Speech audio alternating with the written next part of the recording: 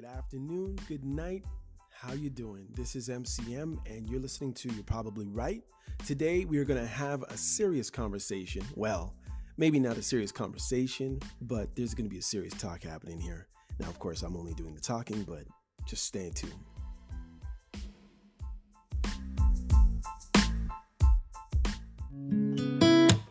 I can't seem to help. It's like you cast a spell. I'll keep loving you. You don't love me too.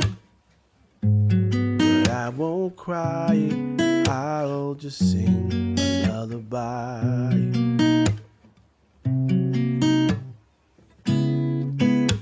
You moved on already. I know I gotta stay strong.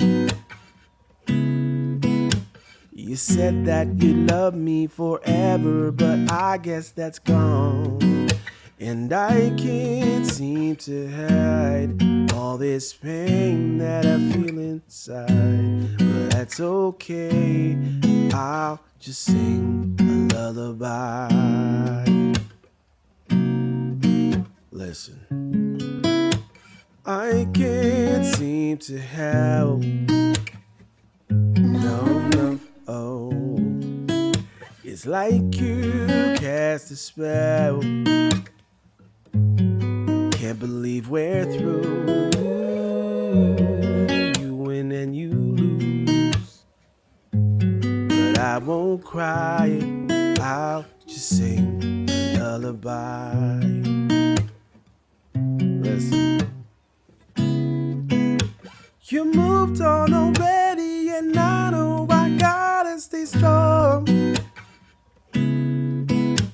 You said that you love me forever, but I guess that's gone.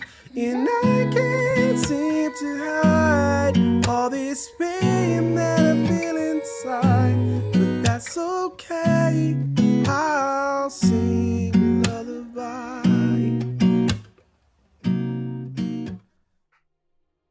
Hey, what's up, y'all?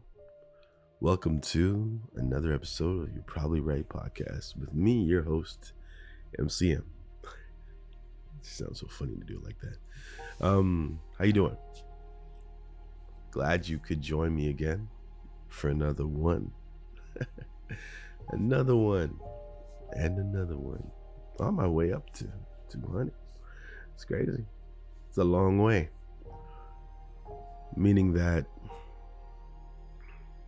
let me go back, way back into the story. I'm sure I talked about this in my earlier episodes when I was trying to get my audience to know me a little bit, but I know that there's some people who are just checking in now, just learning about this podcast.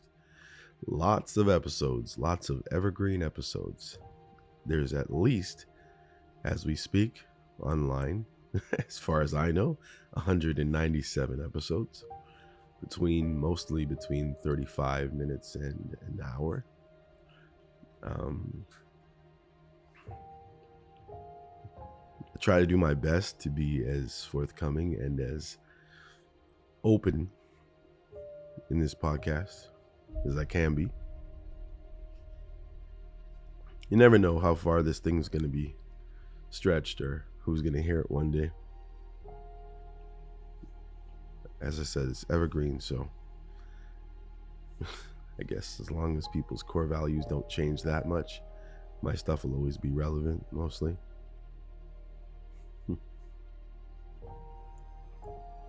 Remember, this podcast is for entertainment purposes only. And I mean, if you want to use it so you can fall asleep, no problem. If you need somebody to shout at in the morning and you put me on as soon as you wake up, no problem. If you're just listening to me, as I like to say, cutting the grass, cool. Or maybe frustrated in traffic. You see another person or listen to another person who's frustrated when it comes to getting out his words at times. Remember, I am not a professing professor, but I am a professing Christian. So most of my takes would be from a Christian standpoint.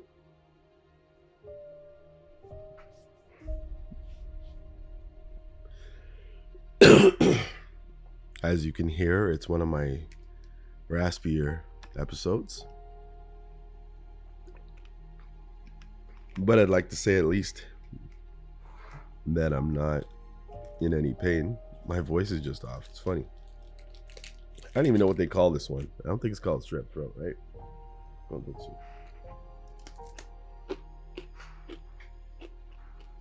And I actually had the audacity to have sesame seed snaps in my hand. I'm gonna put it away though.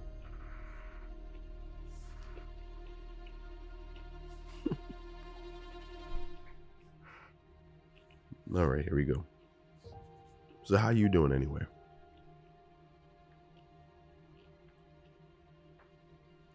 Life got you down, or life got you up? It's a wonderful thing to know that God's got you regardless. And I'm here, your friend, that you can listen to.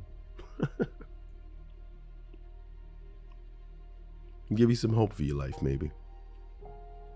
Maybe let you know you didn't do such a bad job after all, or you're not doing such a bad job after all. Life has its twists and turns, peaks and valleys, sunshine and rain, great plains and meadows, cold days, torturous hot days. But we're still here, so thank God for that. Welcome to episode 197 of You're Probably Right podcast. I am your host, MCM. Let's be real. Nobody wants to hear that their kid is struggling in school.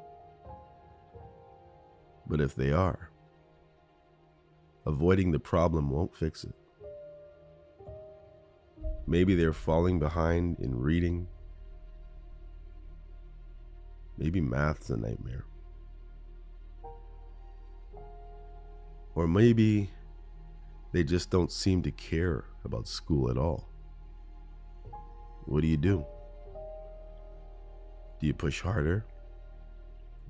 Do you back off? Do you blame the school? Do you blame yourself? Today we're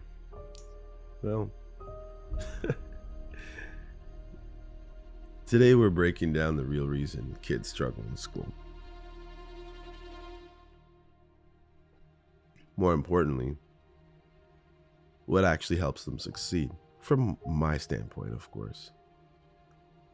Whether you're a parent, teacher, or even someone who struggled in school themselves, this episode is for you.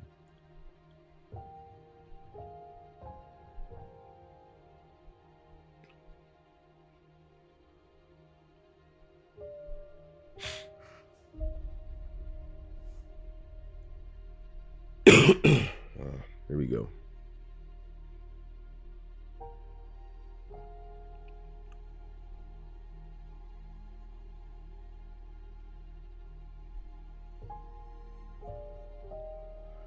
You know, school is rough, and I can honestly tell you my school experience was rough.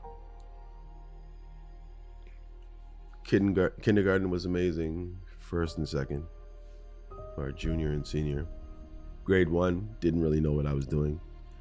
Grade 2, had a very supportive teacher, so it was fun, even though obviously I still didn't know what I was doing. Got to grade 3, an assessment happened.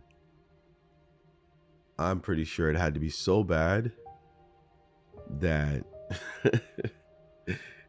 these people must have wondered what the heck is going on. I remember there was this one test. I literally didn't know one answer. I don't know what I was supposed to have been learning in that class that year. Grade 3. Brookbanks Public School. Teacher, Miss Hunt. I had no clue. Very nice lady. Well, actually, very strict.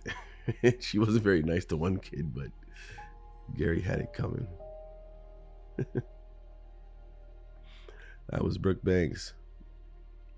I think they turned that into a private school at some point. But the whole family went to that school in North York. Barely North York, really, or Don Mills. It's better to say Don Mills.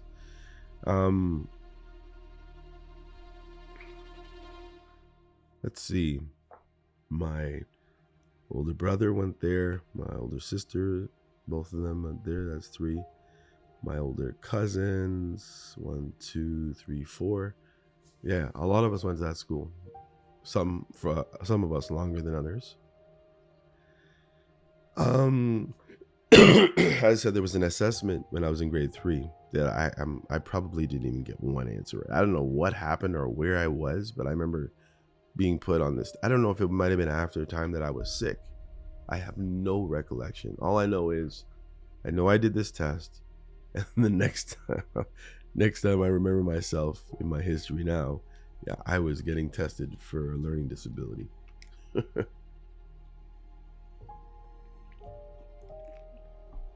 think they sent me to the school psychologist or something. I remember being told that the reason why my handwriting is so horrible is because I have a lazy wrist. So my handwriting would never be good. I remember some other tests too, and then they just say you have a learning disability. They never really said what it was, so I've just surmised that from looking at some of the empirical evidence, it seems like I have dysgraphia, not dyslexia, dysgraphia, and sometimes I have a hard time picking up text off of, and I have difficulty like reading words and like somebody spells something out to me audibly, especially if there's other people around, whatever reasons. I couldn't tell them what the heck that they just said most of the time. Just all kinds of processing issues, I think.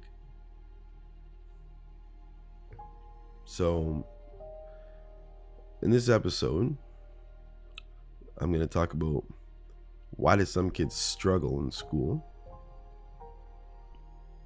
Some kids, of course. Obviously, I don't know every single kid. Just a kid like me, I guess, is the best way to put it. And maybe others that I might think of around me. Who knows? The parents' role. What actually helps. What schools and teachers need to do differently. And just some closing thoughts, pretty much.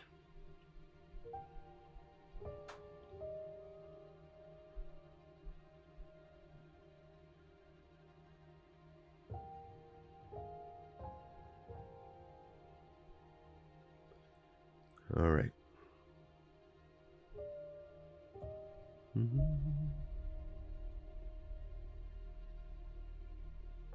If your kid's struggling, is it because they're not smart, or is it something deeper? The reality of learning gaps. Not every struggling kid is lazy or incompetent or autistic. Some just didn't get the right foundation early on. Which, as a person that was the case for, really sucks. At least I know, personally, if my capacity wasn't there, then I'd be like, well, I just can't do it. Or if I was lazy and I didn't want to work at all, then be like, I just don't want to do it.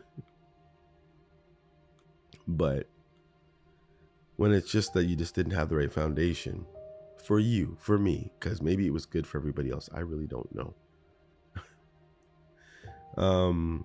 Hidden learning disability, signs of dyslexia, ADHD, dysgraphia, slow processing speed that often get missed or ignored. The confidence problem. Once kids start believing they're bad at school, they basically stop trying in most cases. Starts with a belief, right? Sometimes they just need somebody there to tell them that they believe in them, they could make it, not just do it. Many kids who struggle aren't actually dumb. They're just lost confidence, have learning gaps, of course. The school system isn't built for every type of learner, and some kids need a different approach to thrive. And that's a reality. You know, they try to do the enriched, they try to do the regular stream, they try to do some special ed type programs here and there for some kids. But by and large, the education system is built to educate the average learner that has the capacity, that has the nurture, that is being fed right, that has been housed right, been socialized right. But there are a lot of people with those various things there and more, they don't have. And once you're missing one of those, it's very likely, I would say, that, you know, some trouble will arise at school.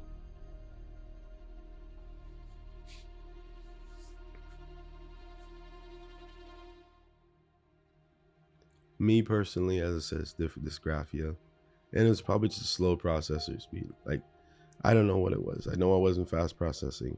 I knew that I could jump to the right conclusions a lot of the time. Like, I'd be very good at guessing games. It was really weird.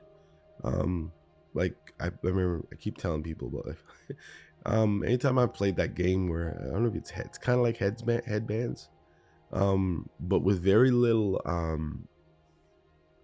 hint, maybe even vague hints, I can usually guess faster than, I would say, 90% of the people who play the game for whatever reason. In my experience, anyways. I don't want to like facing it's like headbands championship of the world or something like that. But it's just been my experience that I'm able to draw the right conclusion, which I'm going to tell you straight up, helped me in many tests. Me not knowing the information, but still able to sometimes draw, you know, probably a little faster, a little at a higher clip maybe than a monkey. You know, they say that a monkey can get to any average monkey can get 25% on any multiple choice test. You know, those people who just I guess they spell abacadabra all the way down the test.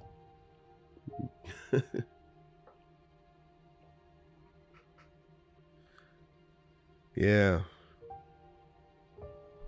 just thinking of the confidence problem.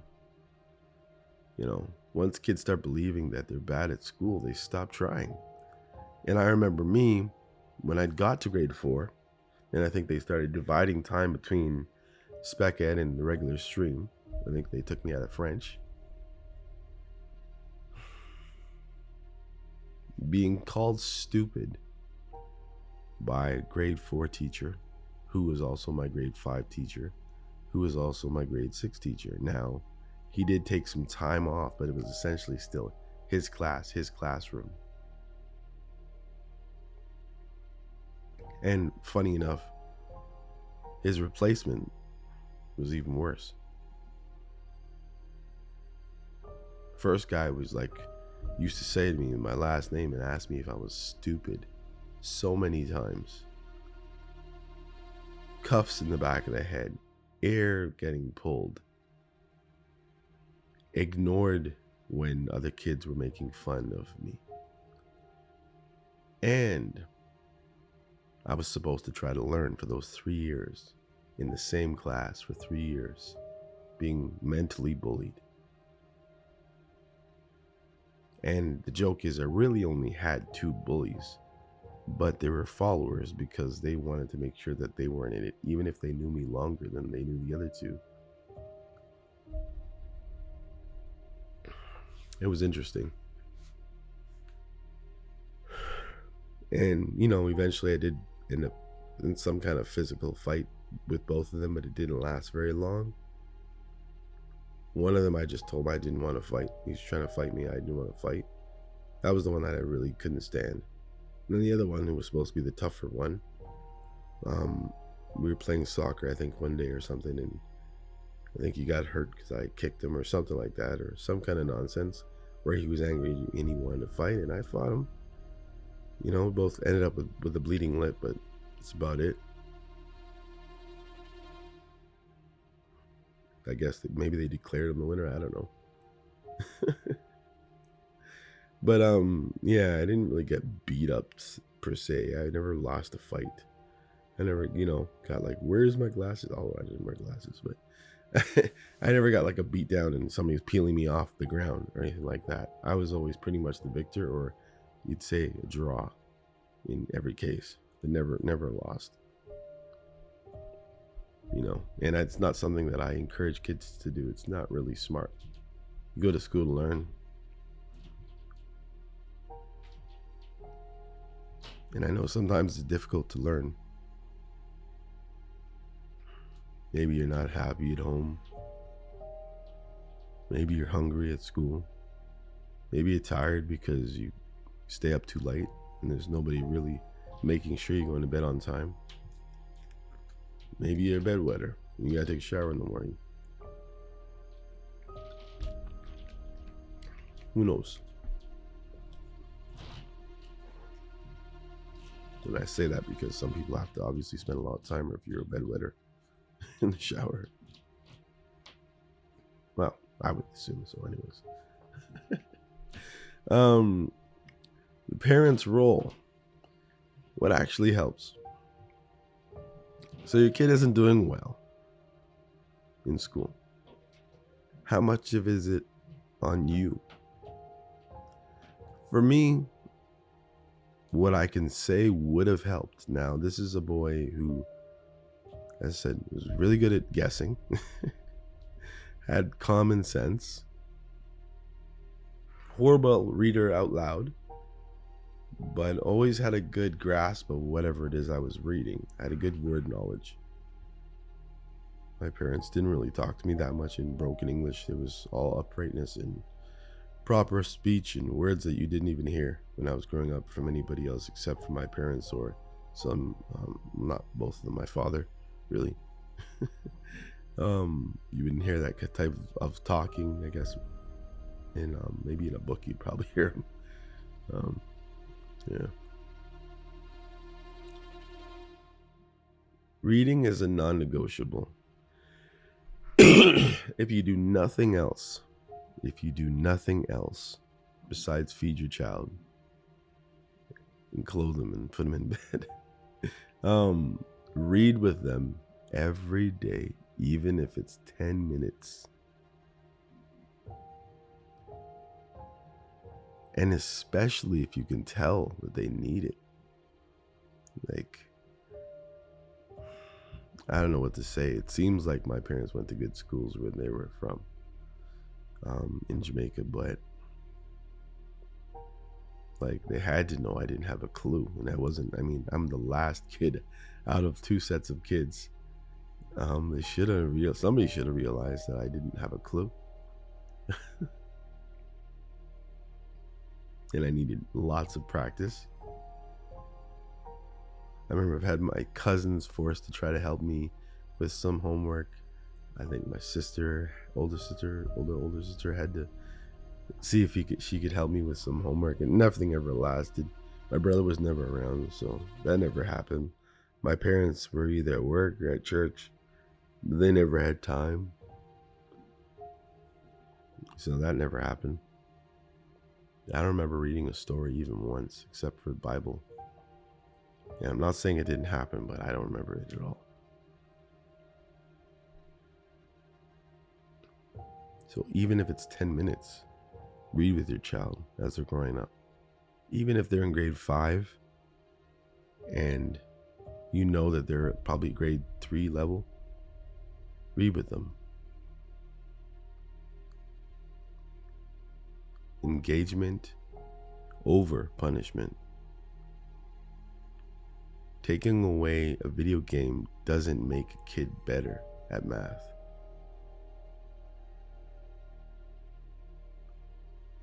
So remember that when you're just taking away stuff or giving punishments.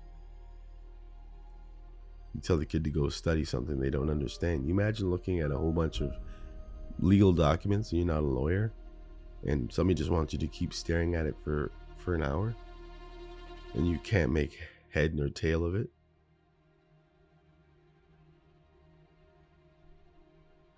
Advocating for your kids at school. Schools won't always catch learning disabilities or struggles. Parents have to push for extra support. That's the reality. If the parents don't mind, the boards will do nothing. You can't just sit back and say, oh, they have my child's best interest. No, these are regular people who are fighting a system that they work for, in many cases, to help children. And sometimes that fight is great, even if they're fighting on the child's side, but it's difficult. And when you don't have the parent pushing behind you as you move forward to help the child, in most cases the staff is going to back off too, because they need the parent voice. The parent voice is the one that matters. Not subordinates in a school trying to, get paid to teach your child. A lot of parents assume that teachers will fix everything, but that's not how it works. The kids who succeed often have parents who actively participate in their education, reading with them, helping with the homework, sitting there with the pen in their hand, not on the phone, texting or talking or walking around, working while your kid's just doing homework and you were there, but you weren't actually there. Helping to keep them engaged outside of school.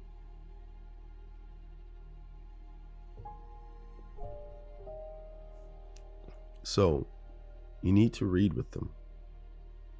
You need to cheer them up.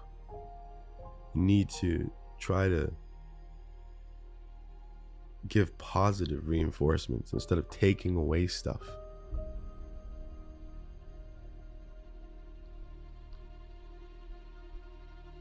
It's very important that you care and that the child can tell that you care, and it makes a difference to the child of what they learned, what they're actually learning, what they're actually doing at school, how they've been treated at school, how do they feel at school. If you don't ask, many kids just won't tell you. And sometimes when you ask, they still won't tell you. But trust me, in a few years when they're older, you'll hear about it. What schools and teachers need to do differently. Not every kid learns the same way, so why do we keep teaching it like that? Yes, there's a kid who can sit there and just write everything out and answer questions. There's some kids who have no choice to learn with using their hands and getting their feet dirty. Some kids who you don't have to say much, you just need to point them in the direction of the textbook and they can figure it out, or the website now. But if you get in it, their brain processes faster and differently than yours, and all you do is confuse things and make them doubt themselves when they're absolutely right about whatever it is. Multisensory learning is key. Some kids need visual aids, hands-on activities, or real-world examples. It has to look like it actually makes sense in the world some way, if you're able to do that. Not just lectures and worksheets. Encouragement versus pressure. Kids don't learn better under stress. They learn better when they feel confident that they're able to do it. Somebody had to encourage Steph Curry to just shoot. Because the shooting that he ended up doing in basketball didn't even seem possible. Teachers need to spot struggling early. Many learning disabilities aren't identified until it's too late. And I understand that many times the teachers just don't have time. You got one teacher and you got 26, 27 kids. Maybe more like 25. I think they try to keep them down by 21 or something. But you're not going to catch everything. You'll see bad marks here and there. You usually probably be 3 months in before you realize the capacity of some kids. And by then it's almost too late. Not necessarily, but you know what I mean. It's just too late in the year to really affect change that year. You can going forward, but how much a struggle is it to get something for a child by the way of special education?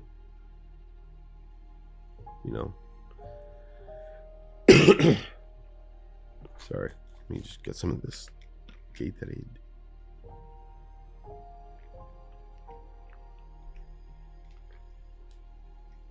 Most struggling students don't actually need more homework. They need someone to teach them in a way that makes sense to them. Someone you can sit there and try to figure it out with them. Schools need to shift their focus from memorization or rote memory to real comprehension. How do I use this? We learned this in the book, now put it into real world practice. Stuff like that. Not only about the stuff that they've been bothered by for maybe years now, I feel like.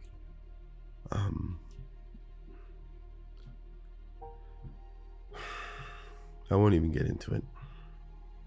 But the focus at schools have been more about making everybody feel comfortable, not necessarily the learning experience.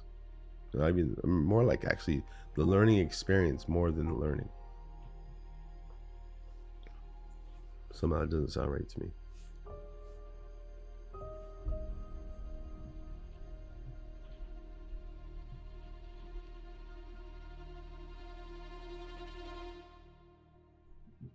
Anyhow, I just wanted to say a little about this. I think I talked about this in other episodes, as I said, but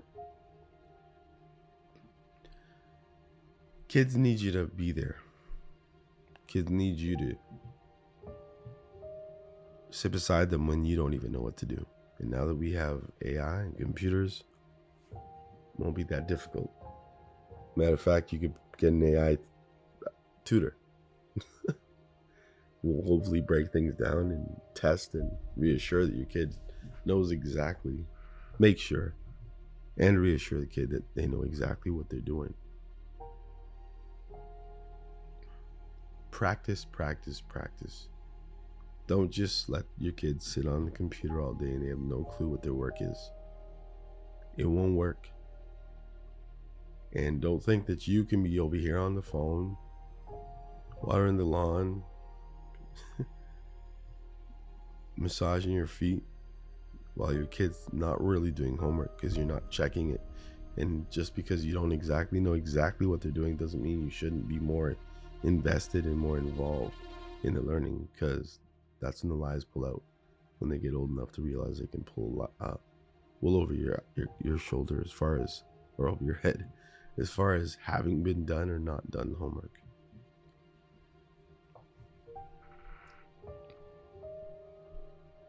You got to know what battles your kid is facing. If they tell you that they don't want to go to school, or there's certain kids that are really bothering them at school, it's a real thing.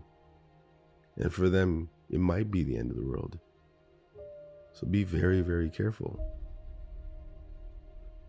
Because some kids underperform because there's people waiting to beat them up at the end of the day, or at least scare them like they're going to.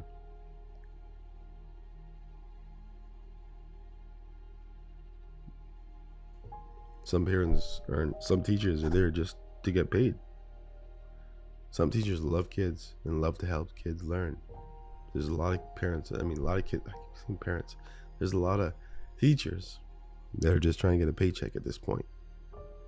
At any point, there's going to be a bunch of teachers retiring. I've seen one too many detentions in their life.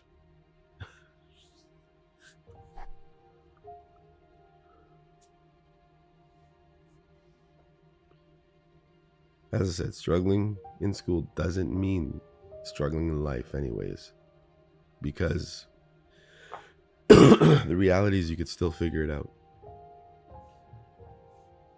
You just have to make a decision to try as hard as you can in school. And that's what the parent needs to know about their child, and that's what the child needs to hear from the parent. But ignoring learning struggles can limit your future.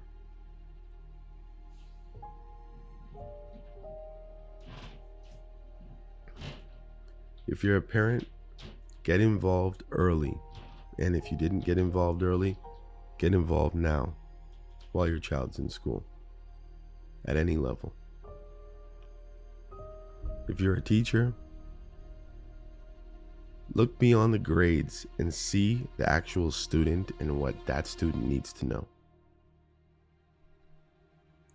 Some kids are going to be middle row, okay, basic lessons and sheet work or whatever it is, computer work to do, and they can usually be fine. Some kids need something different. Some kids can't do grade 6 because there's a huge gap in grade 5. But to find the time, due to the way that they structure school these days. If you're a student, don't let school define your intelligence.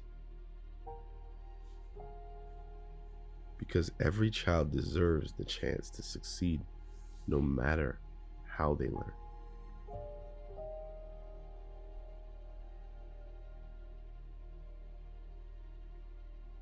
Anyhow, I just wanted to say this, and it took me a while to say it, and I'm sure it doesn't sound that sweet the way my voice is right now. But remember, do your best to help your child. I know many of you out there fighting to keep paying this mortgage. In some cases, a very big, high mortgage for a very, very big property that you don't even need. You're struggling for status symbols like cars and houses and clothes, when your child might have done well with an actual tutor. Your child might have done well if you'd spend the time just to read with them and try to understand their work in different ways and try to help them learn. You just never know. But I can tell you, if you don't put in the time, the child will know and they will remember. And they may not succeed as far as you'd like them to, or they might end up closing doors before they need to be closed. Anyhow, this is MCM, and you're listening to You're Probably Right. See you next time.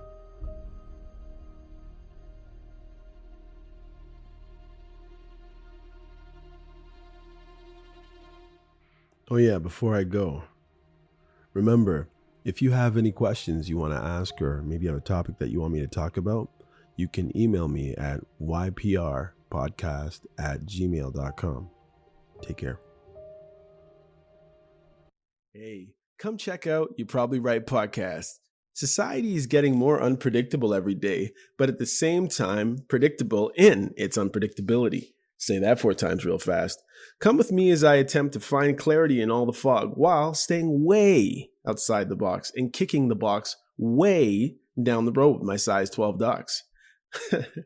I use the Bible, experience, education, fortune, misfortune, life's lessons, life's mistakes to sort through all the mess. I talk about news, God, God, self help, sports, sickness, health, music, parenting, love, humbleness, hurt, pain, joy, and all the things that might make you say, I never thought of it that way. Hopefully, anyway. Also, I take a stab at answering tough and not so tough questions, and all the while understand that, listen, sometimes you end up in the hot seat and there's no thermostat. Well, that's how it is here. And because there's no topic, very few topics off the table, Torontonians will understand that Doug Ford reference there. Hopefully, the podcast will be helpful and uplifting. And hey, maybe you'll find your own private Idaho here somewhere. Hope to see you soon.